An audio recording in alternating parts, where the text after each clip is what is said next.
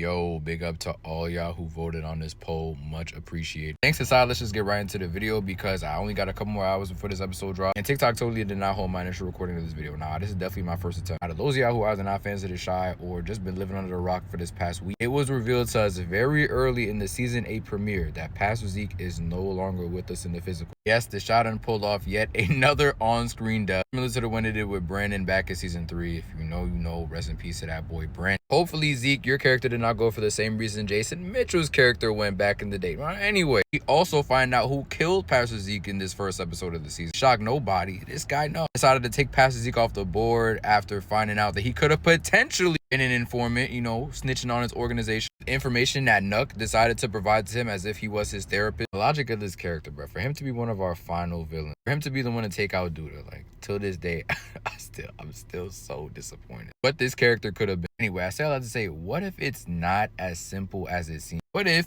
potentially, there was somebody else that played a part in Pastor Zeke's death? In this video, I'm arguing why I believe this man Charles was in some way, shape, or form responsible for the death of Pastor Zeke. Go back to his introduction, go over some things that he said back then, who he was as a person back when he was introduced by the end of season 6. Use that first conversation with him to Pastor Zeke to further push my argument on why I believe he played some part in his past. Those things say you already know what I gotta do. Go ahead and like, comment, share, subscribe. Follow if you're on TikTok, subscribe if you're on YouTube. We only one subscriber away from 650. Come on, lock in, just hit that subscribe button. It's free. Let's talk about it. So if you're a fan of JSuave TV, JSuave12, we talking from across both platforms of YouTube and TikTok, you probably found me from a Power video. And if you're a fan of Power, then this face should not be new to you at all. We just seen the same character not too long ago on Power. Shout out to Rotimi, man. Apologies if I butchered your name. Great actor, also an artist, but it is not lost on me that this actor plays two of the same characters in two popular TV shows that were airing damn near at the same time. Bro left Power as Dre to come over to The Shy as Charles. We haven't seen as much of Charles as we have as Dre. Charles just got here, but Charles does share a lot of similarities to Dre. He's a character who's self-motivated. He's looking to elevate himself by any means. He's also a character who's constantly looking for a handout. First see him introduced in The Shy coming to Pastor Zeke's church, or should I say Pops'